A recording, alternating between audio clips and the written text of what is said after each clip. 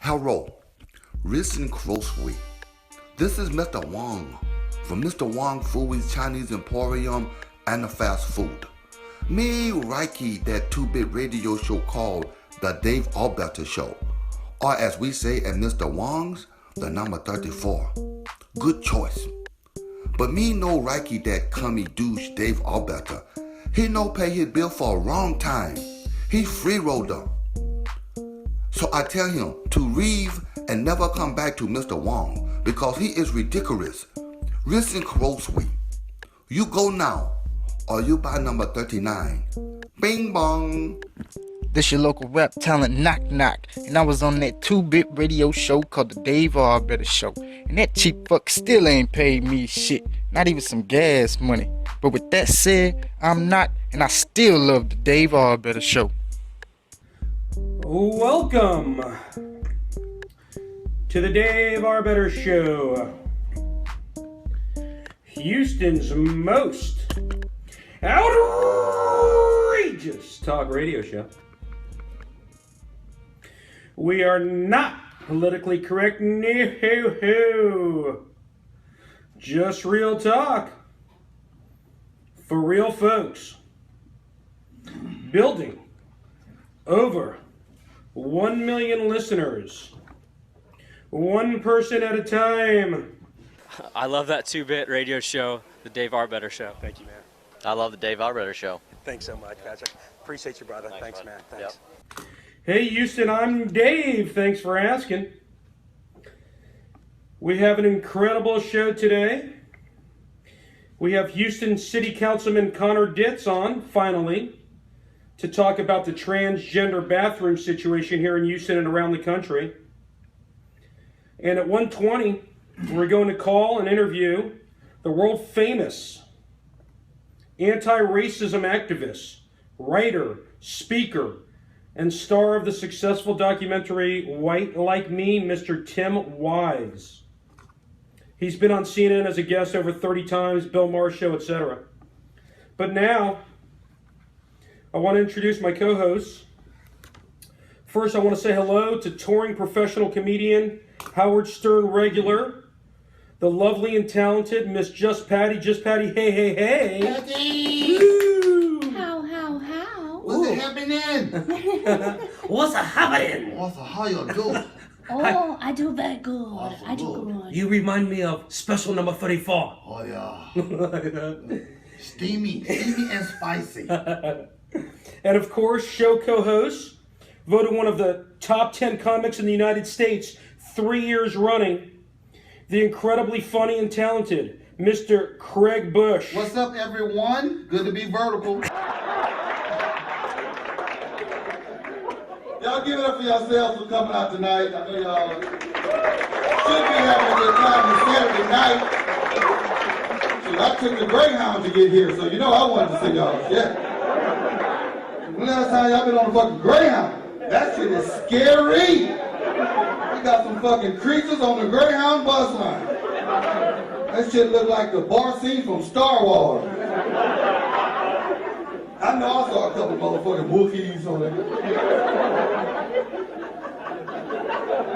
I was scared as fuck. I pulled out my cell phone and called America's Most Wanted. I was in the back. I'm finna make me some fucking money. Yeah, I think I just found everybody that you have ever been looking at. Yes, I'm talking the mother load. They're all on my fucking bus. Terrified. Then I had to go to Montana. Had to do a show in Butte, Montana. Now first, I want y'all to all take a good look at me. There's no reason for my ass to be in Butte, Montana. There was only 2 black things in Montana. That was me and Nightfall.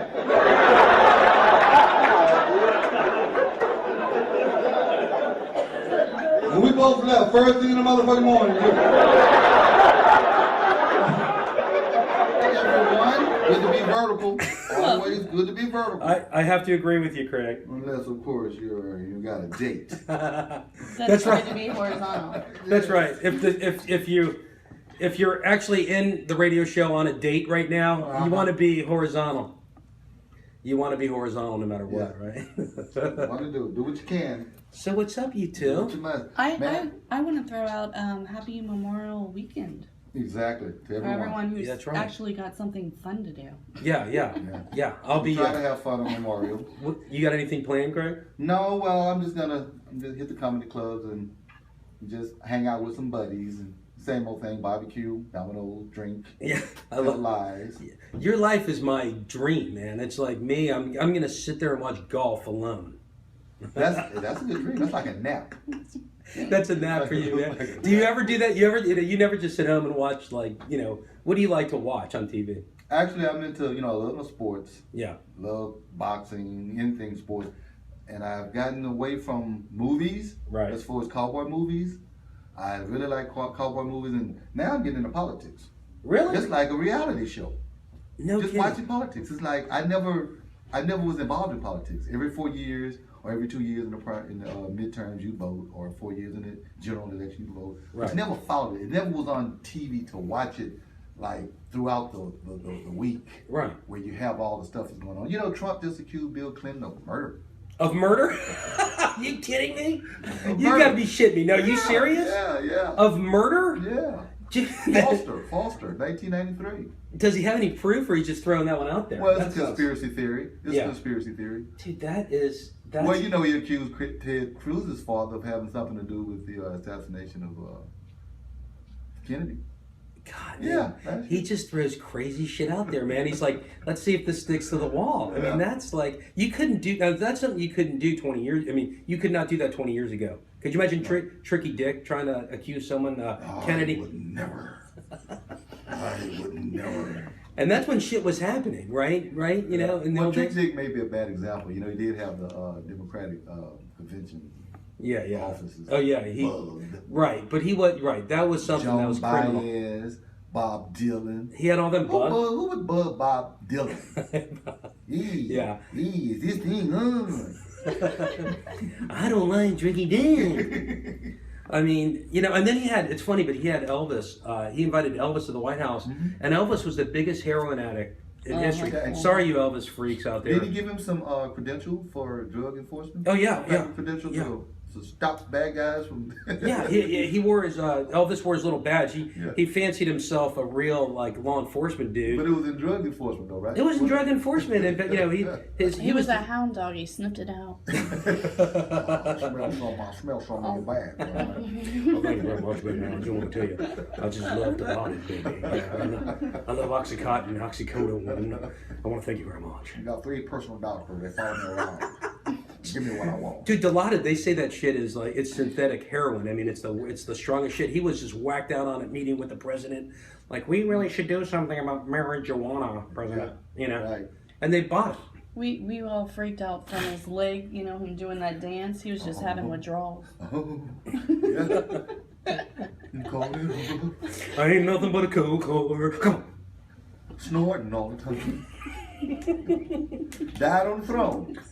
He really King- did. The king died on the Yeah, throne. he really, honestly, Is that poetic justice? that really is. He had he constipated to death. Is that a But they paradox? say right before you die, you feel the need to go to the bathroom. So Do you? everyone. But that's yeah. not what happened with him, because he was on He the. couldn't go to the bathroom. He couldn't go. He was he had an impacted colon, mostly from the drugs? synthetic drugs that he was doing. Yeah.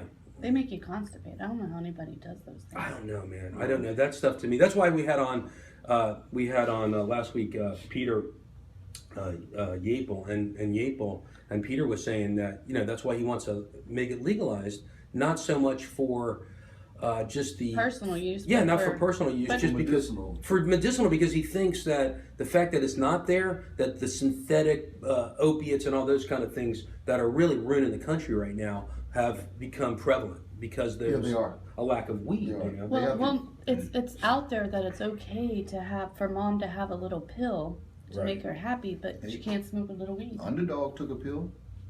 Oh yeah. What Underdog? He was just a regular old hound until he popped that little ring. And Oh yeah, little pill in there, and then he could fly. you're right. I loved Underdog I too. guess you'd have to take a pill to see a hound dog fly.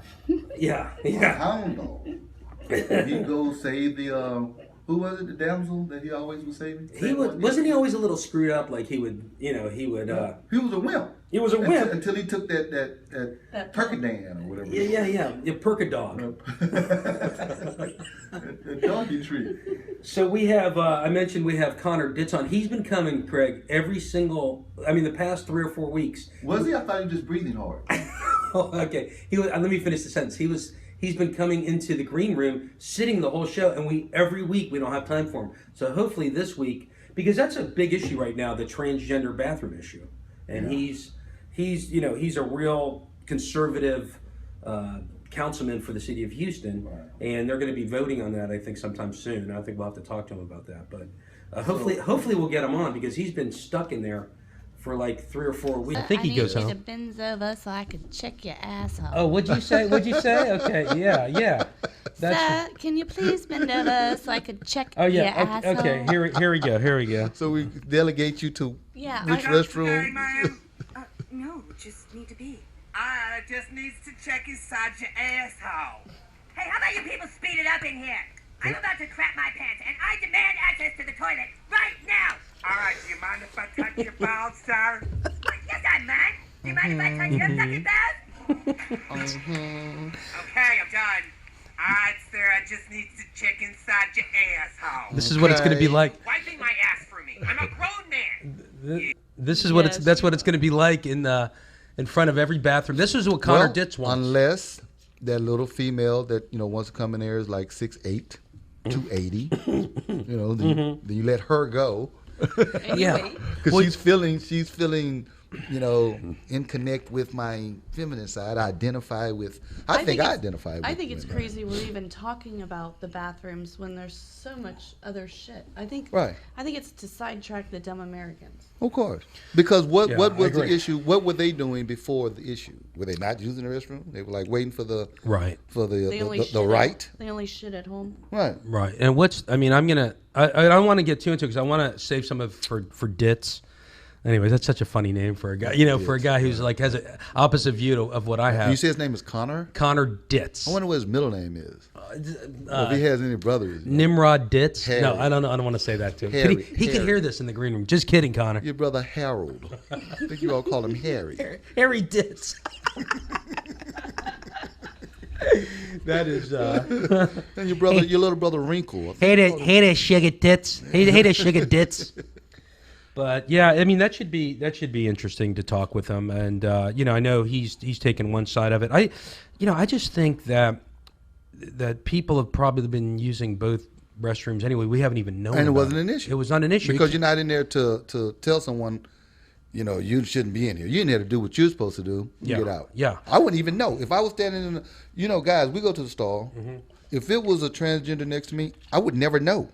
Yeah, because you'd have to look. Be able to stand there and piss. Well, Craig, you have to look, and even men don't look at men in that setting. You're right. No one's checking it out. But right, Craig. Though, did you know that he wants to? I don't want to let on too much on the interview, but he wants to. You should just get him in here. Well, we won't. I will, but I have to. I have Tim Wise coming on. In a minute, so I got to call Tim first, but he has. Tim is white like me. Yeah, Tim does white like me, but let me just finish this one thought. Connor Ditz wants to put someone, and I don't know if this is on the ballot thing that they're going to be talking about, but he wants to have like a monitor in each restroom and check to see. Somehow, I don't know how this is going to happen, like a woman for women and a guy for guys, to see if you have your private parts that are specifically, you have to prove and show your private parts to get into that restroom. To that particular restroom. Yes. So in other words, you either have to, I don't know if it's going to be a picture or you have to describe what your private parts. Birth certificate or just show him. Yeah. Or just show whoever it is, and it's going to be law enforcement apparently. Right. You'll have to talk with him. I mean, it's going to be incredible. That's why I've been wanting to get him on. And it's an unbelievable issue. Well, he's got quite a criteria he's trying to start. Yeah. Because you can always go anywhere with that criteria. You can just have guys come and say, how many Barbra Streisand songs can you name? If they can name one, you get to go in this restaurant. You get to come in, yes. We know you are female. Crazy enough, Target has been doing this for a month and a half. Yeah. No one's gotten raped. What's wrong? Oh, right, right. Timing. Yeah. Timing. Well, and you could just picture like some douche sitting there going, some asshole going, damn, I hope someone gets raped so it'll make our cause look good. And that's just sick, right. Exactly. Hey, I wanted to, real quick though, our bro, our good friend Knock, he came out with a new song. Oh, did he? Yeah, and I just wanted to play it real quick. Knock's bad, he's so good. Bad meaning good. Bad, right. For you white people out there, bad means good in this situation. In this sense, good means he gets 2 knocks. So he's knock. So he's knock. We're gonna knock right now. This is called No Money. Sorry, yeah, this is called No Money. Here's No Money. Here's knock. And it's just a clip. It's not even the full. Oh, it's not the whole thing. It's a little- Okay. So here's like a little 1 minute, yeah. 1 minute clip of knock. To his Hold name. on. Knock. Here it is.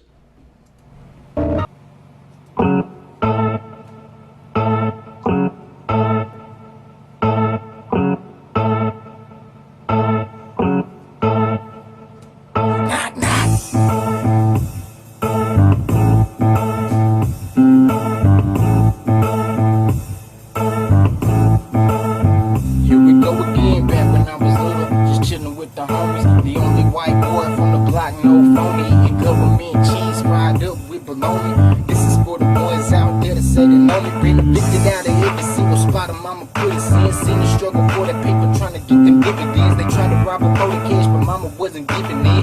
Cold ass world that us white folks living in. West side of the swamp where you could wind up missing, get shot through your window while your ass was doing dishes. Bad ass little kids, and we never seem to listen. Our own agenda, so we on the fucking mission. Now get out the way when you see us coming through. Only white kid in the group, so what that boy do? Real recognize real, that's the word of the street. But I see some snake motherfuckers who really like to sneak. Creep up through the back door, they wanna scheme and plot. Pay attention on my side of town and you gon' get got. Even 12-year-old kids told a 22 Beretta, and we all just want the cheddar. Ain't no people no vendetta.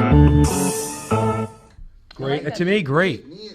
I loved it, man. I love all his he bumps, dude. Yeah. To me, I mean, I really like his stuff. What do y'all think? I like it. I always like knock. Yeah. I'm ready for the hook. Like he's got me hooked. Oh yeah, I think there was. I mean, all his. I mean, He to me, produces his own?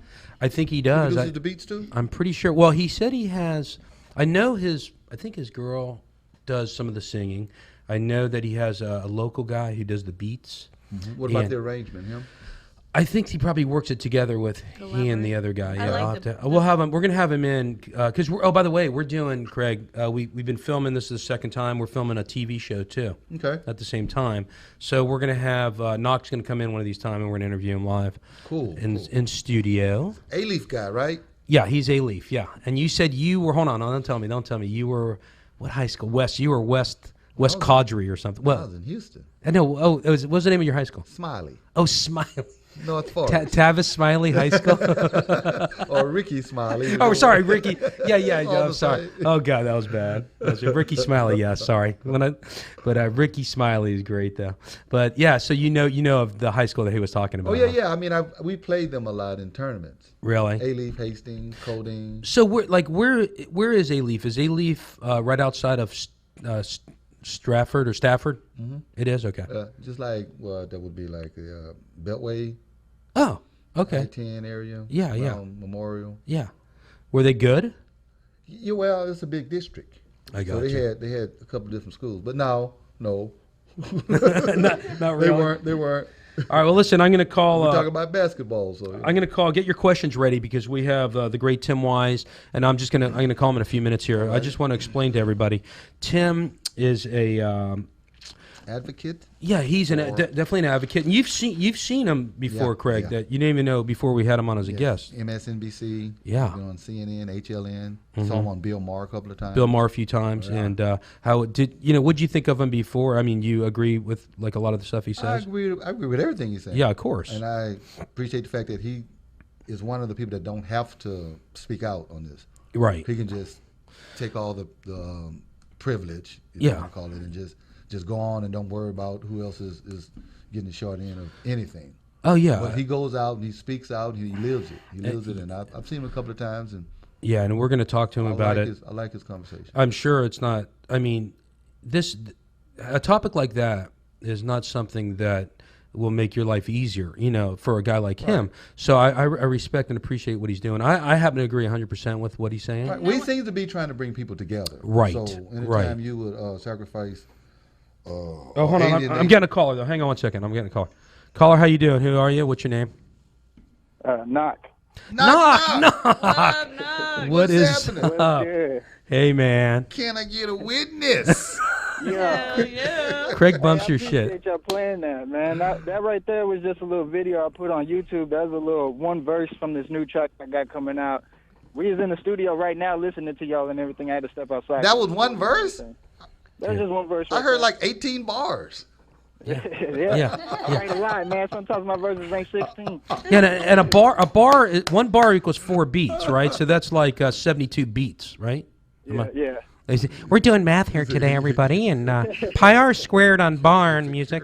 Yeah. Square root. Craig just got an A. When it comes to math, everything's money. Yeah, I love it, man. You got any shows here in the Houston area coming up, Nog? You want to brag about? Actually, I got something coming up at Natsuo, downtown Houston, June 2nd. All right. Okay, where's that at? Say that again. It's off of Main Street. It's Natsuo. It's Houston spelled backwards. It's a little club in the hole in the wall downtown. Oh, I like that, man. That's pretty fucking It's a nice little venue, though. I love that place, man. They keep it live. They got good sound quality and everything. Okay, and what's the day again for all? June 2nd? What time? June 2nd. June 2nd? Lie to everybody. Get them there early. Yeah. And what time was that? Doors open at 7. Get there at 7. Yeah, get there at 7. Yeah, we're gonna go, man. Get your seats. We get on. Right. If you have any black people, tell them it starts at 6. So, all right, then it's 6 o'clock. Right, yeah, 6 o'clock. They'll be showing up around 7:15. Hey, Knock. I remember last time we spoke on the phone with me, you, and Craig. That we talked a little bit about race because you're obviously a white rapper, and you said, hey, listen, man, race you don't see color. I love that. And our guest today is apropos because he is a advocate for. Well, how would you explain that, Craig? He's an advocate just for anti-racism. Yeah. Or anti-bigotry. Anti-bigotry. Racism is what Craig says. Sexism. Yeah. Misogyny. Any of that. All of it. Right. Any kind of. And quit trying to sugarcoat it. Yeah. Exactly. People try to, and I'm sure that you run into racists every once in a while, and it's going to be interesting to talk with him about how there's such a thing as called white privilege. Although in the rap game you probably get a reversal of that. But never thought about that. Yeah. Yeah. Do you, in a way, get a little bit of a reversal on that, or no? No, not really. Not really. Yeah. Well, I love it, man. Love, well, right? listen, man, I would love to talk with you for the whole show, but I got to run because I have to call Tim right now. Yeah, no problem, man. Thanks for Appreciate you calling Appreciate in, you, Knock. We love you, Nog. Love you, Knock. Fans love June you. 2nd, June Main 2nd, yeah. Street, Natsuho. Not Suho. Not Suo. Natsuo. Not Natsuo. Suo. Backwards. Just spell Houston backwards. All right. Thank you, Knock. Talk to you in a bit, bro. All right, bro. All right, y'all. Appreciate it. All right. Let me call Tim real quick. I need the. Sorry. You need his digits? Yeah, I need his digits, man. I always do that. I was talking to my girlfriend the other day about not being able to sleep. I used to spend all night tossing and turning.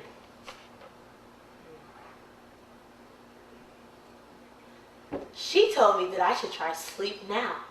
I couldn't believe how fast it worked. I had the best sleep of my life, even on the kitchen floor. Thank you, Sleep Now. Sleep now. When you need sleep, now.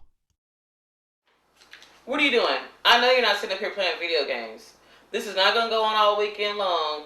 No, I want to watch movies. I want to play games, honey. I'm far right now. I'm tired of playing games. We grown. Come on now, you do this every weekend. Well, I didn't say you had to play the games, but I want to play the games. Sit down with me. No, I want to watch movies. Why did I get married? The answer is not so you can play Xbox and get $1,300 on Halo.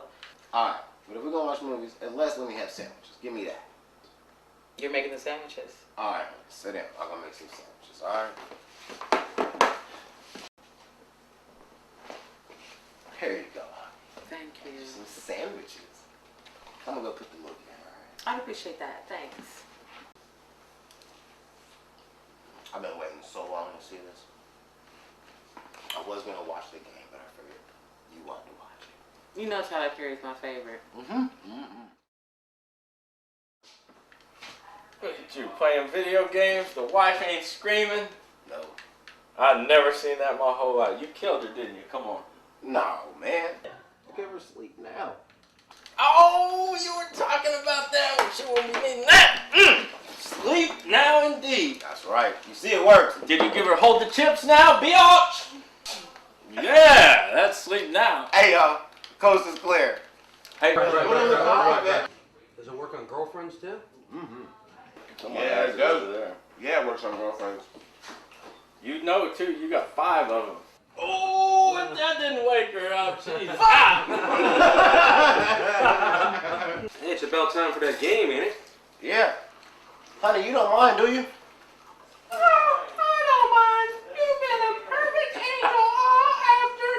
Oh, baby, that's why I love you. Don't change your plans. Get sleep now. Rico, I gotta hand it to you. Cheers. Cheers. Sleep now. Sleep now. When you need them to sleep now. Taking Sleep Now with some medications could be dangerous. Discontinue using Sleep Now if you or a family member can't wake up, enjoy self-mutilation, pretend to lay eggs, fiddle with macrame, start eating your children, have a fondness for venison, bass fish with mice, masturbate to politics, think mustard is Kool-Aid. Consult your doctor before taking any medication. Sleep Now may not be for you if you are overweight, underweight, have high blood pressure, low blood pressure, herpes, diabetes, hemorrhoids, trouble breathing, narrow angle glaucoma, or certain types of kidney, liver, stomach, or urinary problems. If you have breast implants, cancer, if you're a heavy smoker, if you're a light smoker, if you have MS, if you're autistic or artistic, if you have a yeast infection, hot flashes, headaches, moles, diarrhea, dry mouth, sore throat, or cold sores. As always, consult a physician before taking any medication and get Sleep Now. Here's hopefully we'll get Tim calling in a second. Now, how am I going to get my leg up here? Tim, you there? Okay. Oh, you gotta wait for it to ring. That's how we do it, David. Yeah. Ring, Then we answer. Ring, answer. Hello. Hey, Tim, how you doing? I'm good. How are you? Doing great. This is the Dave Arbetter Show. We have, I'm Dave, and welcome to our show. Thank you for coming on. Welcome, Tim. I'm Patty. Thank you, Tim. I'm Craig. Thanks for spending time with us. Yeah, we appreciate it, and you bet. We appreciate what you do, Tim. We're gonna get into it here, but Craig is he's seen you on. I guess you were on the Bill Maher show as well. At some point, were you? No, I've never been on Bill. Oh, you've never been on Bill Maher, okay? But he's seen you on CNN and everything. He's seen you on so many different things, and we were talking because we really appreciate what you do, and if you can explain to our audience what you do, if you don't mind. Okay. Sure.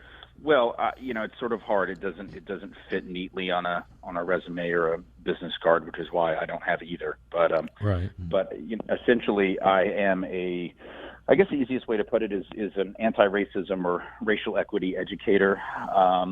In previous years, I might have used the term activist, although I think that's sort of a very specialized term that I'm not sure that I should claim that one now, because I feel like an activist is more of a grassroots community organizer. And although I did spend many years doing that work, I haven't for some time. So I would consider myself more of an educator, certainly a writer, an essayist, and someone who works on issues at a whole lot of different levels around racial equity and related issues of gender equity, class equity, socioeconomic disparity, and larger issues related to social justice. But for the most part, working on issues of racism, both interpersonal and institutional and structural, around the country, doing about 70 to 80 speeches and or seminars a year on those things, workshops on those things, writing articles, obviously, in 7 books up to this point. I like to consider you the chef of the racism, where you just slice through the bullshit. Yeah. Patriarchal. Well, okay. All right. Well, I'll go with that one then. Yeah. And I heard you, on CNN with Don Lemon, and you were talking about how white people will use as an excuse, I have like a black friend or something like that, and by the way, I thought I have one black friend, and I've tried that, and it didn't really seem to work. Yeah, Craig doesn't really like me too much, so I have a black friend who doesn't like me. Hey, I have a black friend who doesn't like me. Okay, yeah, who doesn't, right? Yeah. But the author of the new Jim Crow, Mass Incarceration in the Age of Colorblindness, Michelle Alexander, said about you, I think Tim Wise's work has been enormously important in raising the consciousness of white folk.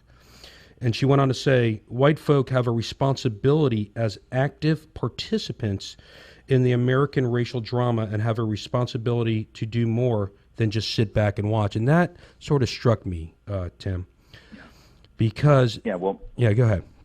No, go ahead, please. Well, it's in other words, we are participants as white people in this to educate, I think. I mean, that's where I get out of it. Like, to educate people in general that there is such a thing as a white privilege, and it's and explain white privilege. Like, that encompasses a lot, but what do you take from that?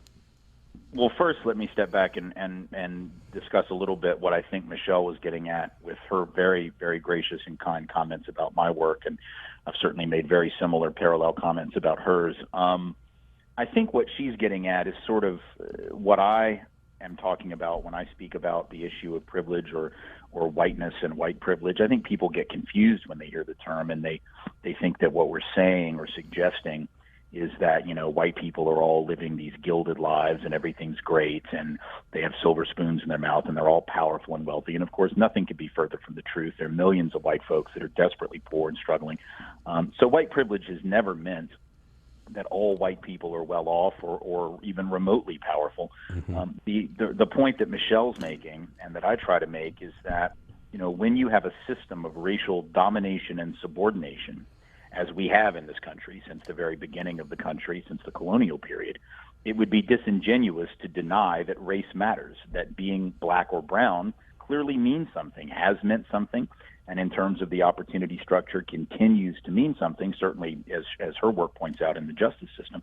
But by definition, if that's true, what she's saying is that it's also true on the flip side, right? It can't be an issue just for the ones who are down in the system, because there can be no down without an up, right? In fact, down as a word, I mean, this is just basic grammar rules, right? There's no such thing linguistically or structurally as a down unless there's something above it. So what that means is that if on balance, being a person of color means that you're going to have worse job opportunities, and it does mean that. If you're going to have less income and wealth, and it does mean that. If you're going to be more likely to be stopped and frisked and searched for drugs, even though you are not more likely to have drugs on you, and it does mean that, then by definition, those of us who are white are going to have more of the good things and less of the bad things. And that's going to be true even if lots of white folks don't have much.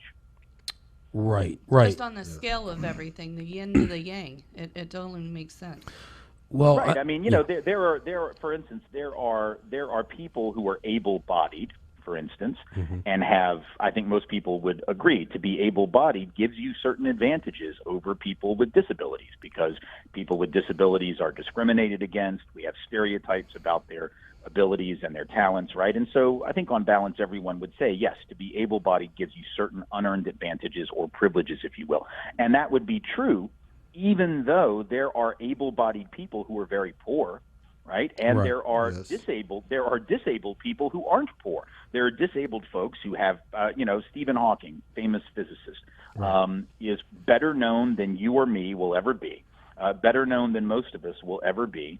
And he is somebody who has ALS. He's profoundly disabled, but he's more influential in the world of science than most will ever be. That doesn't change the reality of able-bodied privilege, right? That doesn't change. You can't say, well, Stephen Hawking, he's famous and he's disabled. That proves there's no able-bodied privilege. I mean, nobody would say that, right? It would be absurd. I mean, sometimes the exceptions don't disprove the rule, they prove the rule, right? So, we know that smoking causes cancer. It's not even arguable. And yet we probably all know someone, maybe our Aunt Peggy, who's 93 years old, and she smoked since she was 15, cough. But that doesn't disprove the reality that smoking is highly correlated with dying. Right? Getting shot in the head doesn't mean you'll definitely die, but I got news for you. You're better off not getting shot in the head. Call me crazy, but people don't like to hear the truth sometimes. They like to be in their own little comfort bubble. zone. Yeah. Right. But, just to play devil's advocate, not even really devil's advocate, but just to take another point. So, obviously, there is an issue of one I guess one race has a more of an advantage over another race just with the history of our country. Now, but on the other hand, we don't really want the government to prop us up as people in general. So what should do you think the government do, our government, to equalize? Well, I don't know when we decided that we don't want the government to prop us up. I mean, the fact is, white folks have been propped up by government since the very beginning. So when we say that, I'm not sure that we mean it. At no point in this country were white people self-reliant. First of all, white folks were reliant on the theft of native land and the importation of enslaved African labor to build the continent's economy. True. So we certainly weren't independent then. The government did that. The government ensconced enslavement. The government took land and killed people in order to take it. That wasn't done in a free market. It was done with guns and knives and lots of blood. Secondly, the government is what said in 1790, after the Revolution, after the Constitution had been passed, the very first law that was passed under the new government was a thing called the Naturalization Act of 1790, which said that all free white persons and only free white persons could be citizens. So that was government preferring whiteness. In 1862, the government under Lincoln passes the Homestead Act, which gives out 247 million acres of essentially free land to basically only white families, thereby again having the government involved in economic development. The government intervenes in the 30s with the FHA program, later the VA program, the GI Bill benefit program, all of which in the first 30 years were pretty much exclusively for white people. People of color virtually eliminated from those government efforts. So the white middle class was literally built by government intervention. It wasn't a matter of hard work and effort. It wasn't a free market. It was a market in which whites were continually subsidized and people of color were repeatedly excluded. So I think it's only around the mid-60s when all of a sudden we decide government is bad for you, and we discover our inner libertarian, and we decide that everything should be about individual initiative. We never believed that, because people who believed that wouldn't have allowed segregation. That was a government mandate. They wouldn't have allowed immigration restrictions. That was a government mandate. White people love government when it is lining our pockets. We only have a problem with government when it actually tries to equalize opportunity, and that's fundamentally inconsistent. So when it benefits us, we love to say, keep government out, all this kind of stuff. But the truth of the matter is government has always been a part of and parcel of this country and the fabric of the country. That's extremely interesting. The government was all white.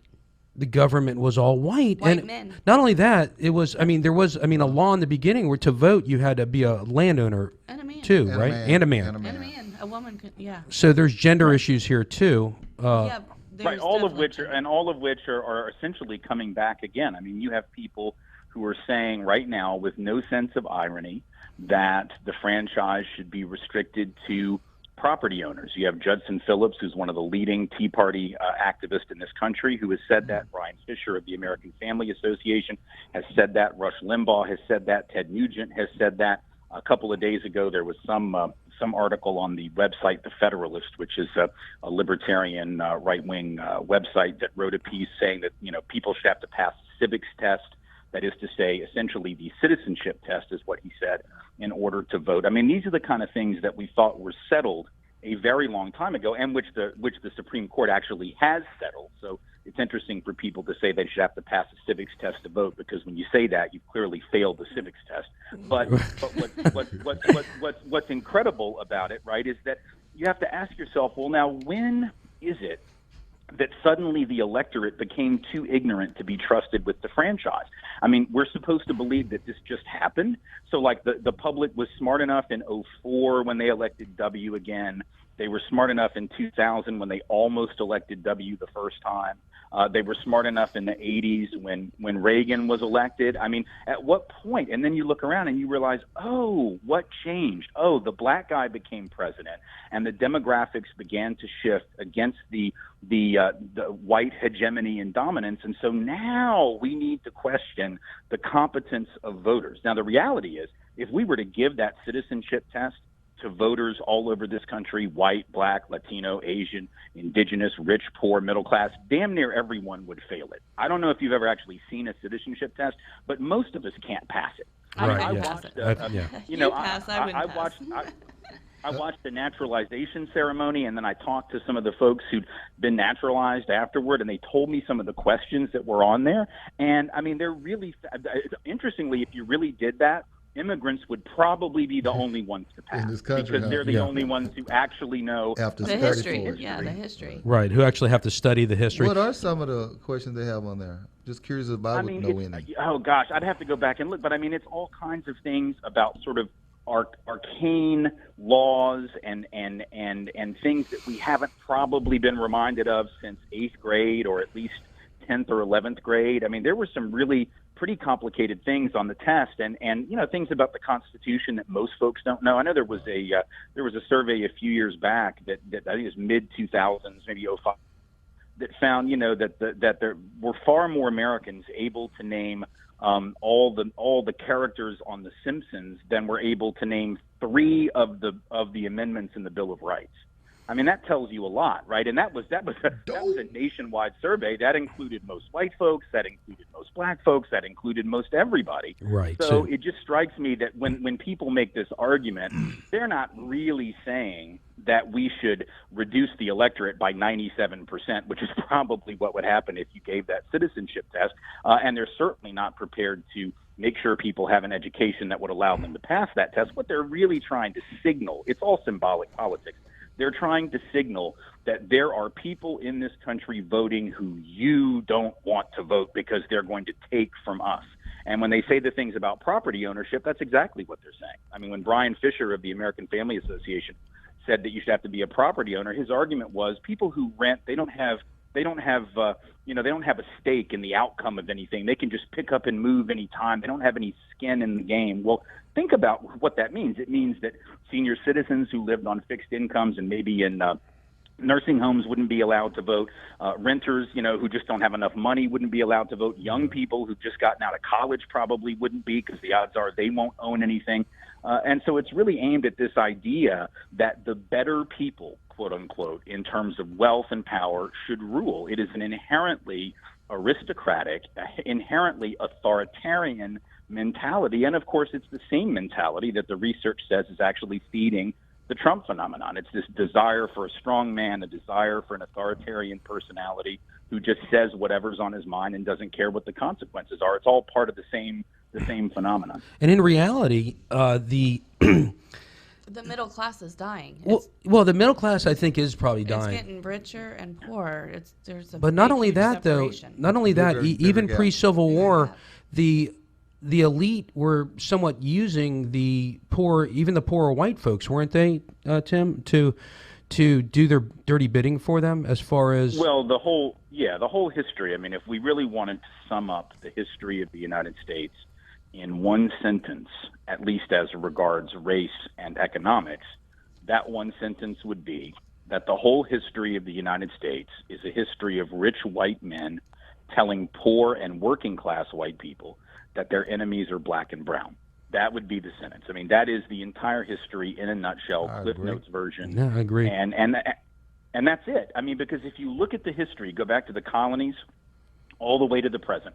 The colonial period, what do you see? You see rich landowners who were vastly outnumbered by the combined power numerically of enslaved Africans and indentured or peasant class Europeans. And by the mid to late 1600s, it becomes very apparent to some of those elites, especially in places like Virginia after Bacon's Rebellion in 1676, that the elite are threatened by not just the numbers of enslaved Africans and poor and indentured Europeans, but their realization that they have things in common. So Bacon's Rebellion, you saw African enslaved folks, European indentured folks banding together to basically take the rich folks' stuff, because they realized they were both getting, screwed in the same way or similar ways by the elite. And that scared the elite, so they had to come up with ways to divide and conquer those cross-racial, cross-color coalitions that had begun to form during that time. What's the best way to do that? Well, you turn to the indentured Europeans and you say, number one, no more indentured servitude. So now you're going to be free labor. And secondly, we're going to let you enter into contracts. And third, at least if you're a man, we're going to let you vote potentially. And fourth, we're going to let you testify in court. Oh, and fifth, we're going to put you on the slave patrol to help us keep those black people in line, because just in case you didn't know this, you're on our team. So you create the material conditions and the rights. The fluff effect. Yeah, the fluff. You Fluff it create up. right. You create the material conditions and the psychological conditions of whiteness, which is a concept that did not exist in Europe. Europeans did not call themselves white. We did not consider ourselves one big happy family. We did not consider ourselves to be a pan-European race. Europeans had spent most of our time chasing one another around, killing each other, trying to figure out who the witch was. Like, that's what we did in Europe. Yeah, So that makes sense. World War I, World War II, everything. Right. I mean, we that's all we had done historically. And so now you've got to take all these Europeans who, the English had been killing the Irish, and, all these, folks who didn't consider other Europeans who live right next door to be family. Now you've got to make them all one big happy family and one big happy team. So you create these laws.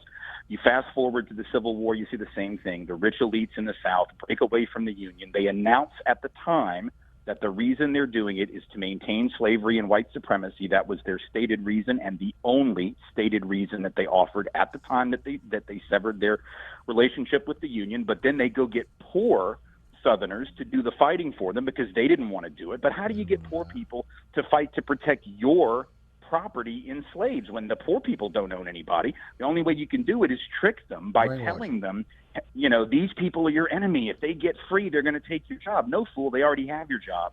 That's the point. If you have to charge $1 a week to work on a farm and they can get the black guy to do it for free because they own him, free always beats $1 a week. That makes sense. So so in effect, white working class people were getting gamed by the rich. Same thing in the union movement. It wasn't necessarily the rich, but the union leaders, who were at least elite within the working class, were refusing to bring in Chinese labor, Mexican labor, black labor, telling the union white guy, hey, if these people come in, it's gonna bring down the professionalism of your craft, when actually it would have increased the power and the size of the union. I mean, in every generation, the elite have essentially told the working class to bond on the basis of color and ignore all of these other things. It's what W.E.B. Du Bois called the psychological wage of whiteness, and it has worked, and it has made a lot of people forget that psychological wages don't actually pay bills at the end of the month. That's kind of like the tail wagging the dog.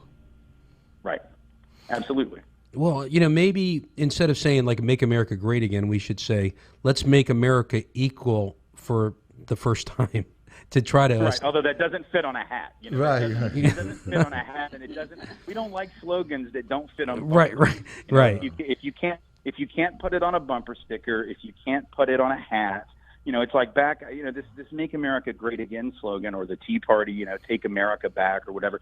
These are the kind of ventilations, emotion-laden ventilations that I remember first seeing back when I was a kid. I remember in '79 when the Iran hostage thing touched off, right? And so all through 1980, you had all these folks very angry at the Ayatollah. Probably most of us couldn't have found Iran on a map, but we all knew who the enemy was. And of course, the Ayatollah wasn't a good guy. Now, one thing we didn't know was that the only reason the mullahs had come to power was because we had overthrown Iranian democracy in 1953 and put the Shah in. Dictatorship.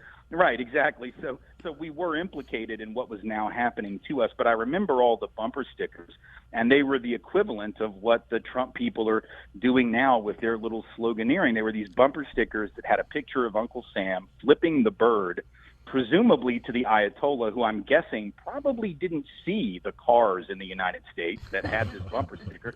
But it was like, and it said, hey, Ayatollah, and then Ayatollah Assahola. Ayatollah Assahola, I remember that one. Didn't America go get the Shah and help him escape during the yes, of course, which is one of the reasons, which is why the mullahs came to power. I mean, we have this incredibly short-sighted understanding of history, which is, of course, going back to the Make America Great Again slogan. You have to have a nonsensical view of history to use the word again in that sentence, because only somebody who actually believes there was a time when America was great And, in order for America to have been great, you can't just be great for white men with property. Like, that's not sufficient to make the hat slogan make sense. So the question then is, what year was America great?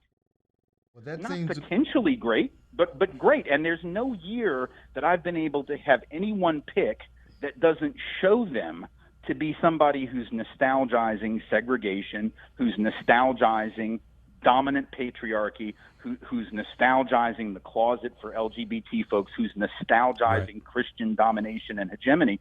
There's no way to answer that question and not prove yourself to be essentially wedded to white supremacy, patriarchy, straight supremacy, and Christian hegemony. It is Donald Trump's slogan, Right, and he it does fits have a lot of fitting people for him. I mean, he is Well, that's why it's working. For him, fits on a hat. And I would think that those people are the ones that think that is America being great.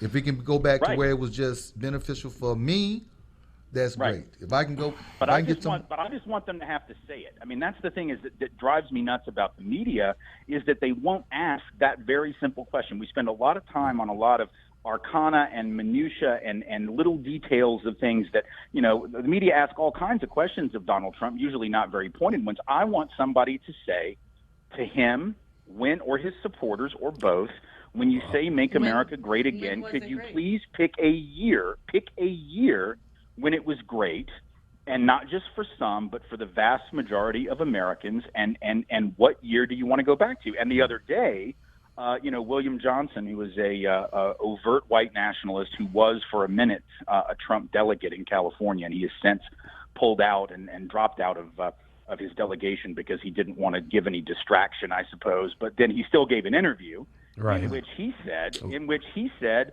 that when we say that, we mean 1955. I mean, at least of course, that's what they always go back to. That's what everyone goes back. But you can't, and no one could argue that 55 was a good year for African American people. Or women. Or women. It wasn't good for women. 55 was good for Elvis. 55 was good for Elvis. 55 was a good year. 55 was a good year for the Brooklyn Dodgers. They finally won the World Series. For Jackie Robinson. And Jim Gillum and a handful of other folks who played on the Roy he was white, but Roy Campanella, Don Newcomb, for those guys, but even those guys, when they weren't in uniform, it wasn't such a great year, and so it fascinates me, but I at least appreciate Johnson's honesty, because when he says that, he is saying what I believe. I mean, I asked a Tea Party member several years ago who was criticizing me for suggesting that racial resentment had something to do with the Tea Party phenomenon. And I didn't say it was the only thing. And I didn't say all the Tea Party people are racist. I just said, listen, to me, that's the background noise of this I want my country back movement. And I tried to explain why. And she got very angry. And she said, that's not what we mean. We just want to go back to a time when government was small and taxes were low. And so I said to her in an email, pick a year. I want you to tell me a year. And she said 1957, which is fascinating because government wasn't small then. In fact, the Interstate Highway Program had just been launched. The Interstate Highway Program had just been launched. The GI Bill was in full effect. All of those programs I mentioned before, FHA, VA loan, all of those were huge for white people. But she doesn't remember it that way because we have associated big government with black and brown people. So when it was big for white people, we don't think that's big. It's only big when it helps the others. And of course, taxes were like 90% or 80-something percent. 91%, right? 91% was the top marginal rate. That's 91%. Could you imagine that today? How much money would you have to make for them to take 91% of your money? If you made $1 million, you'd get 90 grand. It was 200. No. What happened was the top rate didn't kick in until you made, I believe it was $200,000 per person, and it was $300,000 for a couple. So, just like marginal rates, which people don't understand how marginal effective and marginal. Which is, I'm about to be a CPA, so I know this. Right. I mean, a lot of people assume that when you say it's a 91% rate, that the government takes 91 cents of every dollar you earn, which of course is not how marginal rates work. The way it works is the first, let's say if the 91% kicks in at 200,000, the rate before that was 88, the rate before that was 85. Okay. At every different stair step, it goes up. But right now, the top marginal rate is what, like 39, I think? 39 and a half. 39.5. That's with the surtax. I think it could go up to 41 with Medicare tax.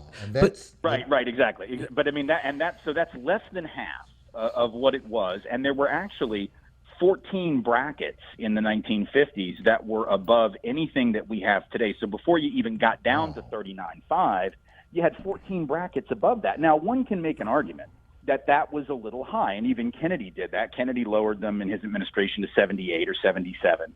Reagan then took them down to 50. But whether you believe that 91 might have been a little high, the larger point, and I'm willing to say 91 was higher than it needed to be, but the reality is that if you're going to argue, as the Tea Party folks do, and I imagine some of the Trump people as well do, that we want to go back to a time when taxes were low, and you pick a year where taxes were higher than now, the only thing I can decide, there's one of two ways to interpret that. One is that you're just ignorant of our nation's economic history, which may be part of it, but also part of it has to be that you associate the 50s with small government and low taxes, not because it was a period of small government and low taxes, but because the people who you believe are the ones using all the government services and taking up the tax dollars were not eligible in those days. And so you don't associate that with big government or the welfare state, even though that's exactly what it was, and it was for white folks, and people didn't seem to mind. Well, Tim, you're going to find out when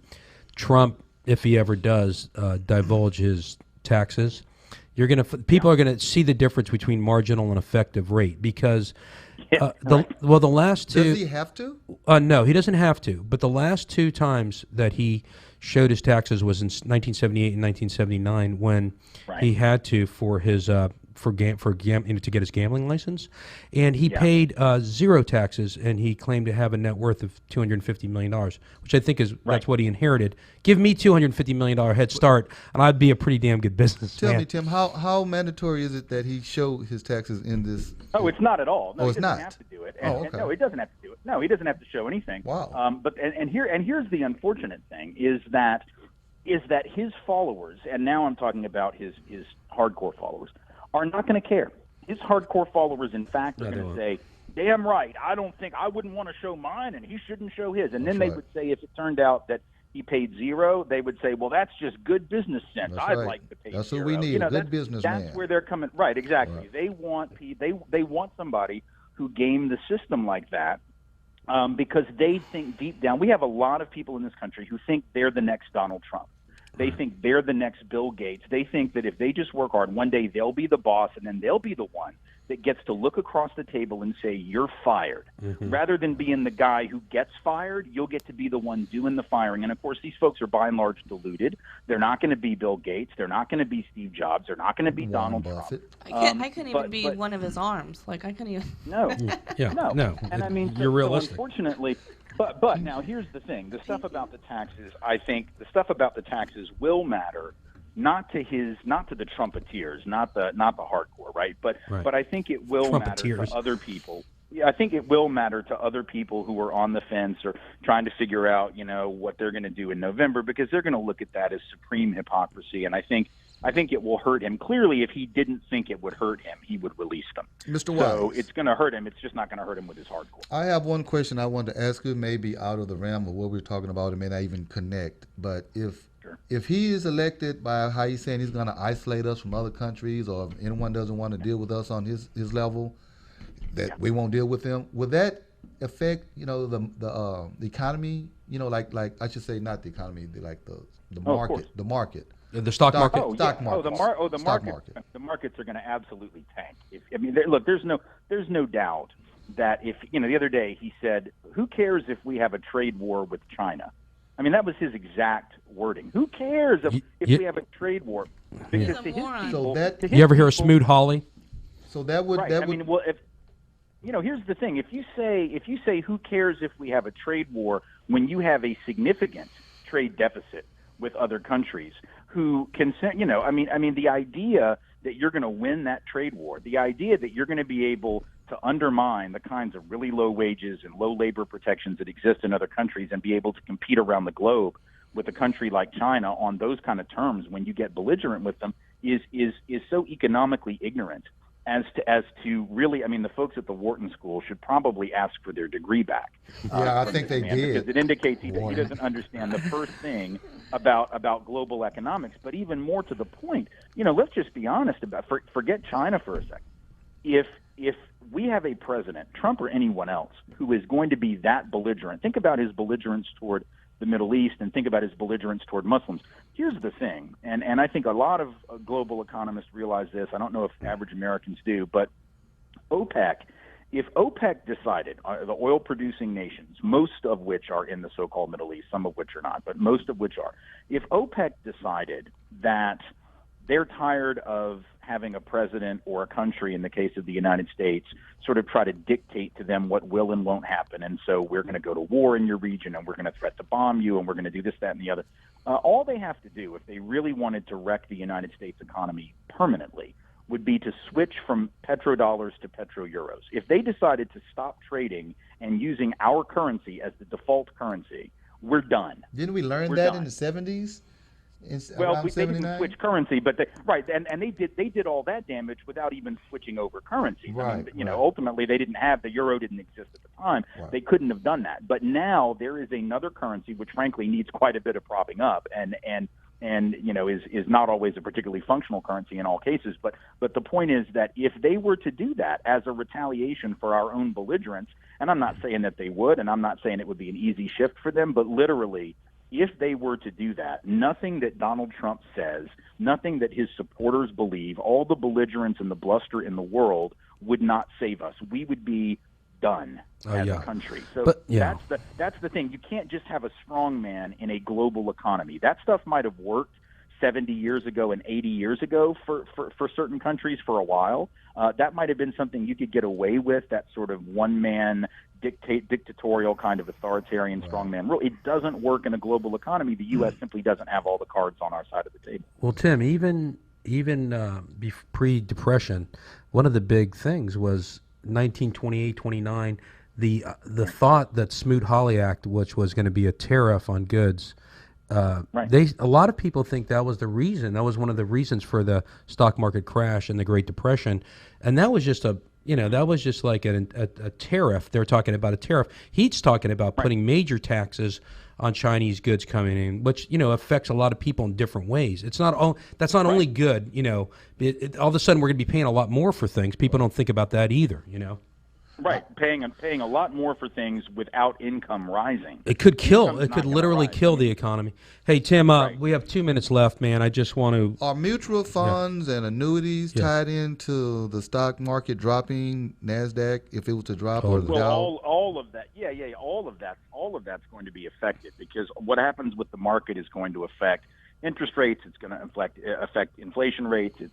All of that is, and then that's going to have an effect on investments from money markets on down. We all need to buckle up. Yeah. We need to feel the burn. I think you better be prepared. Hey, so who do you like, real quick? Who do you like for president? Who do you want? Byrne?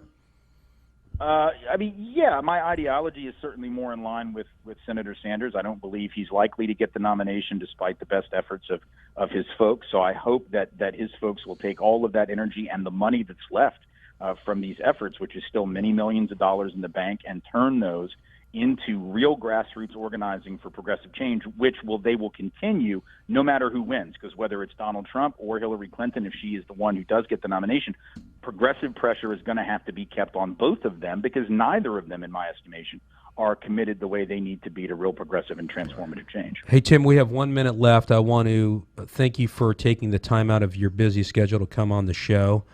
And I'd like to know, when are you running for president so I can cast my vote? I have far too much. I like myself, and I was about to say, make Trump dumb again. I can write you in, though, can't I? I can write you in, though, can't I? I like to keep breathing, so I never run for office. What's your slogan going to be? Make Trump's hair grow again? I got to think of it. You caught me off guard. I'll call you the patriarch of racial education. Hey, Tim, you're going to come back on the show one day again, hopefully? I would love to. Great. Patty, go ahead. Just Patty, 30 seconds. I just want to say, is it okay if my black friends call me out as their white friend? Well, of course. I mean, all black folks should have one white friend. They just need to be real careful and never marry. Tim, thank you, bro. I appreciate you, man. All right, y'all be good. Thank you, Okay, Tim. good talking with you. Thank you. All right, 15 Patriarch, seconds left, the man. patriarch That of was racial serious, man. education. God, That was deep. dude, I Like, feel did- dumb. did I he feel even dumb right breathe? now. Like, He's did No, he you don't. breathe? You Like- talking about smooth terrorists and stuff. Really? You went back to Roosevelt. Hey, listen, we're out. 4 seconds left. We appreciate. We love y'all. We'll talk to you next Thank you week. for everything. Thank you, Yep. Night. HMS Net Radio, Houston, Texas. See, y'all got some annuities. I'm like, wait a minute. I love Greg's like, what about the specific, this one annuity? Okay, folks.